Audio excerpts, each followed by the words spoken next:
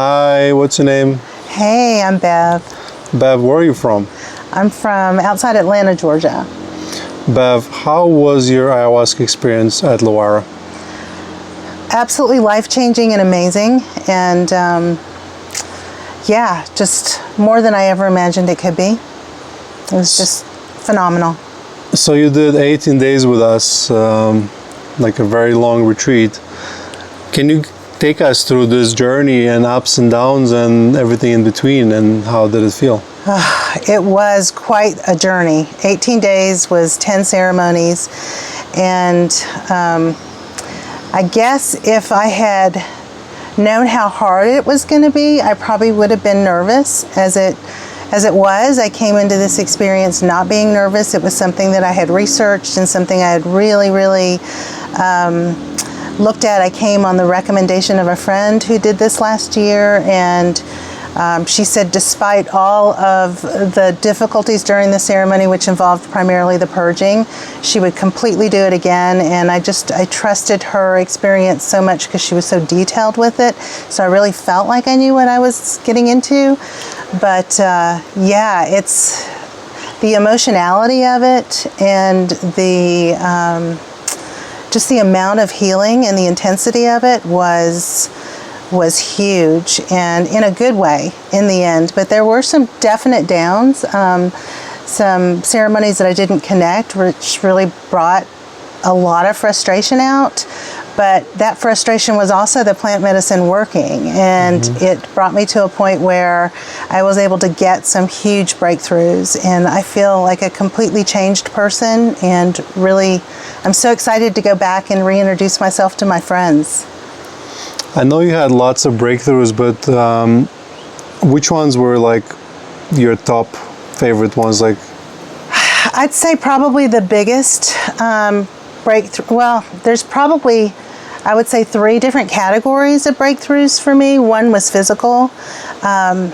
Last February, I had kind of a traumatic event, which really caused me to become allergic to a lot of foods just all of a sudden. Like, I couldn't eat oats, I couldn't eat eggs, I couldn't eat gluten, I couldn't eat dairy. And I just kind of had this knowing the month before I came here that Mother Ayahuasca was going to fix that for me. I just kind of knew it because, again, the plant medicine journey begins when you make the decision to come, and I really felt her working in my life all year long because I was traveling through Europe, walking Caminos, really working on myself spiritually, and I just had this knowing. And so when I came, absolutely the first night, the first ceremony out of 10, she spoke to me and said, I'm fixing your gut. This pain you're having right now is me fixing your gut. And the next day I was able to start eating foods that I hadn't been able to eat. And I had my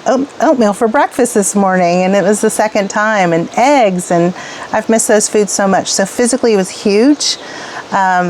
Emotionally, I have to say I healed a lot of wounds, childhood wounds. I had a lot of childhood trauma. I really think I had childhood PTSD, and it was just very high functioning because always being in healthcare, I just always took care of other people and didn't really concentrate on my own stuff. But this was very confrontational to that. And yeah, I came out the other side really doing a lot of forgiveness work with family, particularly my mother and father.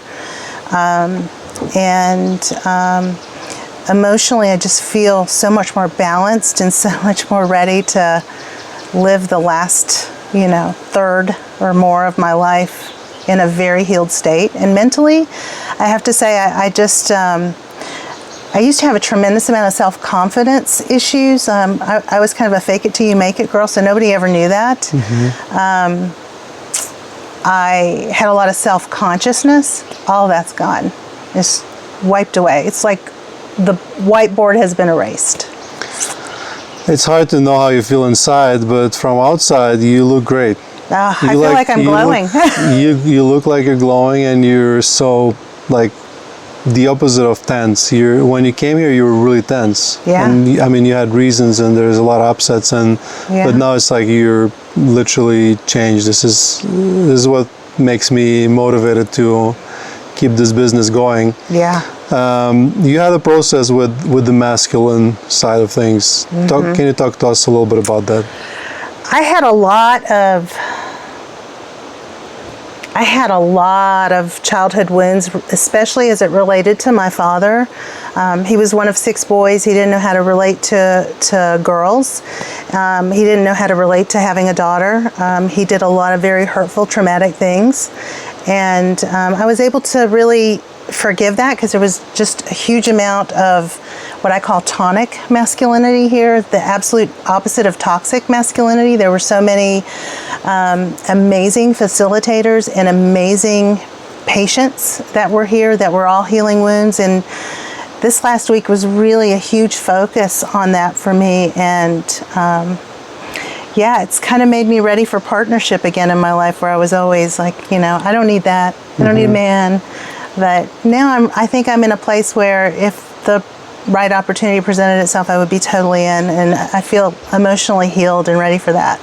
That's beautiful. There are good men around. Yes. We have lots of women that ask us for women-only retreats, and I think it could be great, and we will do them eventually, but there's an issue with this sort of isolation where, as you have a retreat with men and women together, you can see men cry, you can see women cry, and everyone realizes in the end of the day we're human. We're all in the same path, and seeing like men that are ready to do the work, and it's like it can be inspiring, and vice versa, because we also get lots of men with women trauma. Yes. And that's a beautiful healing.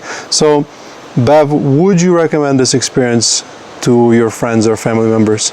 I would absolutely recommend this experience. I feel like I was one of those women. Last week I was like, I need a women's only retreat. And then this last group that came in, because again, I did an 18-day retreat, so I had 3 different groups to interact with, and the men throughout were all just really amazing and so instrumental to my healing journey. I already knew that women were kind of where I found my solace, but it took a little while, but I made the switch, and if I had done a women's only retreat, I would have probably not healed to the degree that I've healed. Yeah. Thank you, Bev. Thank you. Thank you for coming. Thank you for sharing your experience, and I'm excited for what's to come for you. Me too. Thank you so much, Sham. I really appreciate you so much.